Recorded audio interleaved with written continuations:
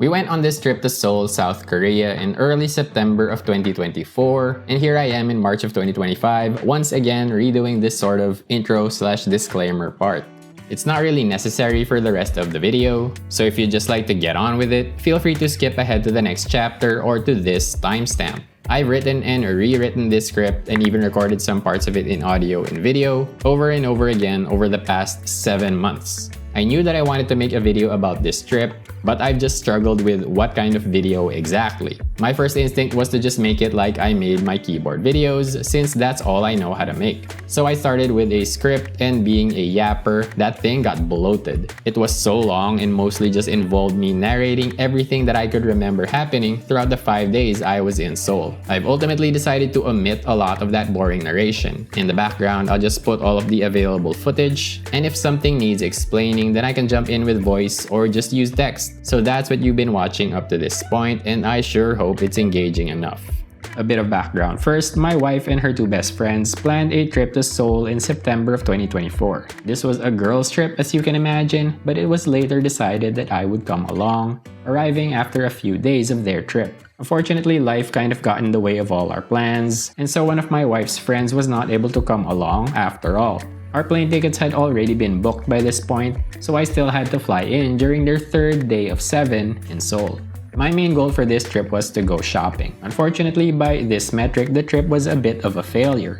In preparation for this trip, I did some pretty extensive research, including this list of items I was looking to acquire. I had pretty high hopes for Musinsa, a multi-brand retailer similar to Zalora, and their in-house label offering Uniqlo-like pieces, Musinsa Standard. Hongdae was our first destination, and I'd already scouted both a Musinsa Standard and Musinsa store along the same road. I had a couple of rugby shirts from Musinsa Standard on my shopping list, but I didn't end up buying any of them in the store. Honestly, I'm not really sure why I didn't buy one here. My memory is kind of bad, and I'm sure that's going to come into play a lot throughout this video. I probably just didn't want to be jumping the gun with a purchase at the very first store we visited. I was likely also thinking that I would get to see a lot more rugby shirts in the stores to come, and that there would probably be a better deal somewhere else. This is some great foreshadowing for the failure to come. I was very excited, but also a little bit anxious to visit the Musinsa store. I had a few items from here on my shopping list, but I wasn't confident that I'd be able to find them in the store,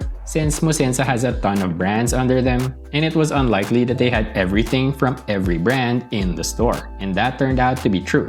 This was basically just a pop-up with a relatively small selection of items. I did see a Western belt on display, but it wasn't the exact same one that I'd scouted on the Musinsa website. It converted to around $30 compared to the 19 of the one on the website. I did think about it for a little bit, but once again, I decided to hold off for the meantime, once again thinking that I was going to be seeing more Western belts at lower prices. Another brand on my radar was Top 10, another Uniqlo-like brand that actually just recently started opening stores in the Philippines. I tried on a fleece jacket here.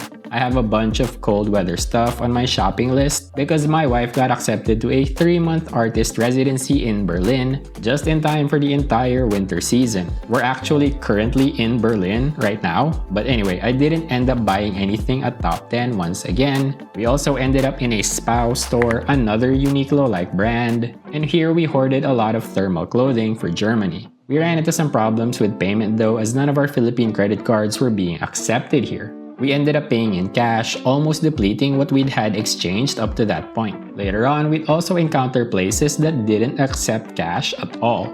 I did quite a bit of research about all of this before our trip and briefly considered the WOW Pass, but it seemed to have a slightly worse exchange rate than even our local credit cards with foreign currency conversion fees. The upside to the WOW Pass though is that you can be fairly certain that it will work every time.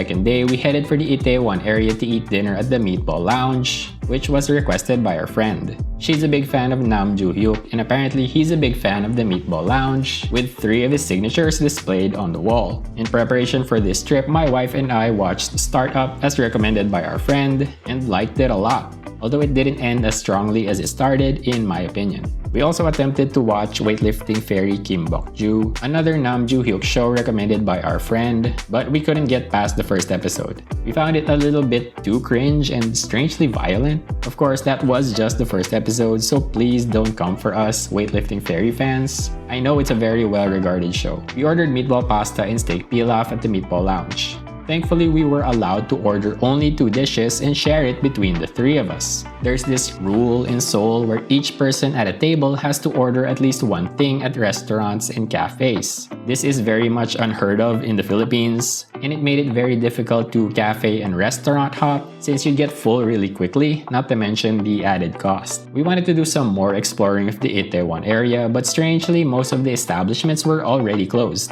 This was like 7 p.m. In contrast, Hongdae was still very much alive at midnight.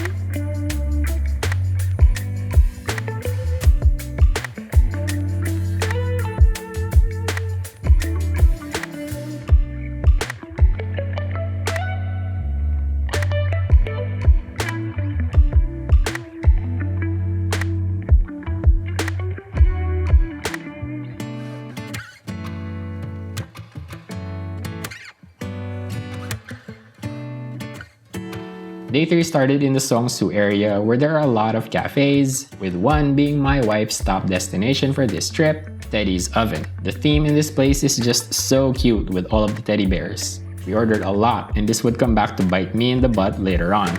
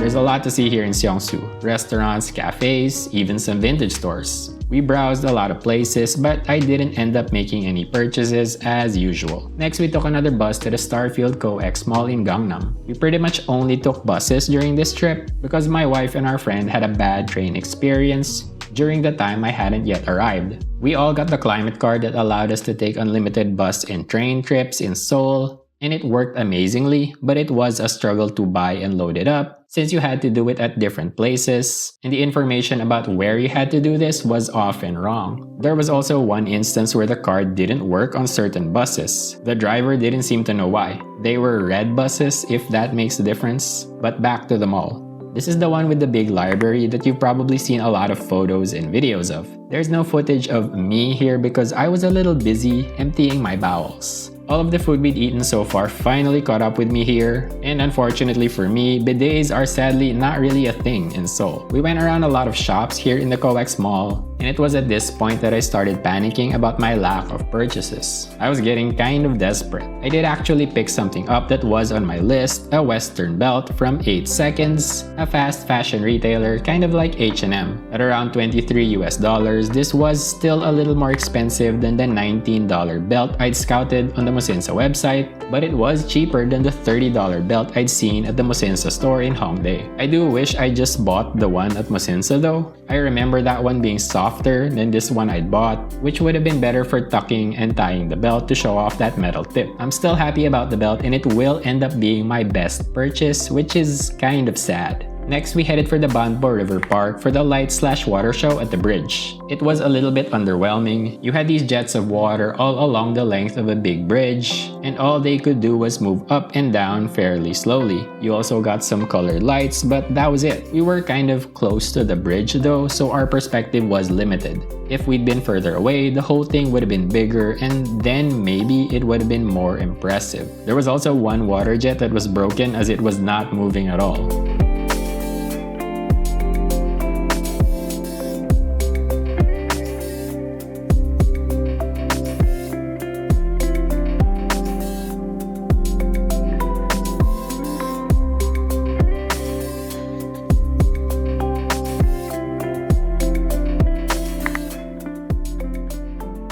First stop for day 4 was the Gyeongbokgung Palace, which we'd failed to visit during day 2. I'm gonna be honest with you, this kind of place isn't really my kind of thing. Sure, it was beautiful, but I was over it fairly quickly. My wife and I didn't do the hanbok thing, but our friend did, and they took lots of photos and videos inside the palace.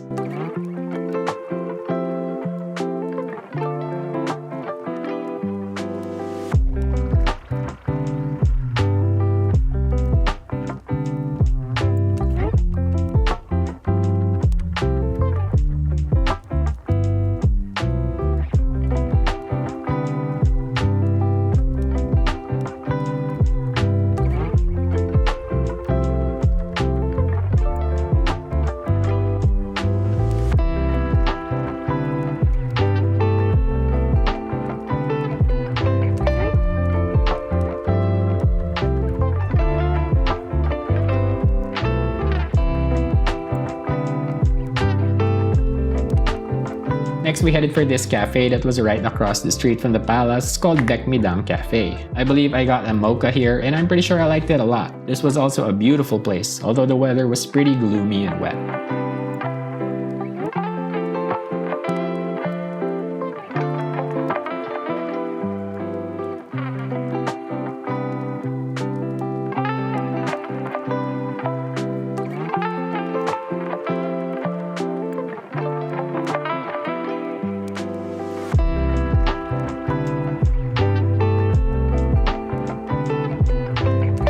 For lunch, I was back on Naver Map looking for interesting places, and I saw that there was a Michelin-starred restaurant called Hwangsenga Kalguksu almost right next to the cafe. I'm not really sure what dish they got their star for, but we got the mandu, some mandu soup, and some kongguksu. The mandu were huge and really good. They were the same mandu in the soup, so that was great too. The kongguksu was unfortunately a miss for me. It's mugwort noodles in a cold puree of various beans, nuts, seeds, and legumes. It kinda just tasted like nothing. At this point, the rain was really starting to pour, but nevertheless, we persisted. Heading on up to the Namsan Seoul Tower. We had to do a bit of a trek to the tower after getting off the bus, and it was getting really cold and foggy. We got a vanilla latte from Tusum Place for the startup vibes before heading up to the very top to take in the sights.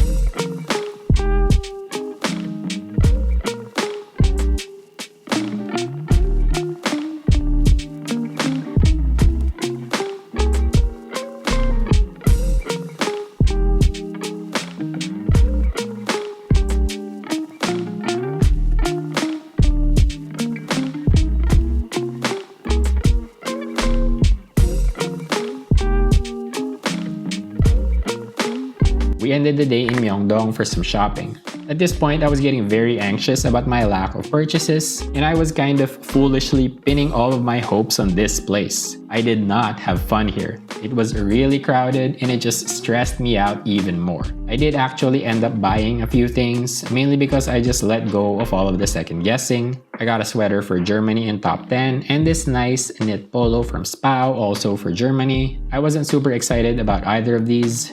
They're fine. It's day 5, our last day in Seoul. We had an evening flight back to Manila, so we still had half a day left. First, we headed for a cafe that was very close to our accommodation and that we'd been passing by on every day of our trip, called Versi. The vibes here were immaculate and the coffee was great too. It was very cozy, relaxed, and comforting.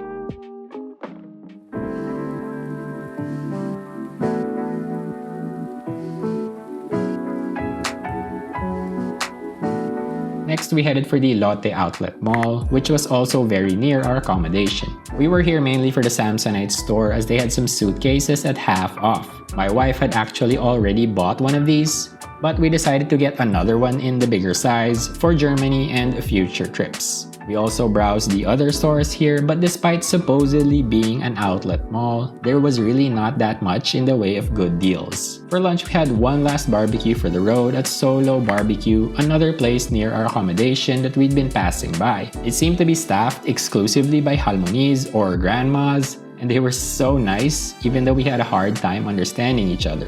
The food was great too. This was kind of a perfect end to a wonderful Seoul trip. I know I complained a lot about my shopping failure, but yeah, that's on me. I probably should have realized that this kind of spontaneous shopping trip is not really for me. I tend to agonize over my purchase decisions and do extensive research. My wife and our friend had much more success making purchases at stores like Jeju, Now New, and Monologue. I really enjoyed my time in Seoul despite this failure, and I would love to come back. There were a lot of places that I didn't get to see. My wife and our friend were in Seoul for a couple of days before I arrived and got to go to Nodul Island, where a lot of iconic startup scenes take place. They also went to the Dongdaemun Design Plaza. I had also planned on checking out the Dongmyo Flea Market, but we ran out of time for it. And of course, there are places like Lotte World and places outside of Seoul like Nami Island, Jeju, Busan, and Suwon. I hope you had fun coming along with us to Seoul.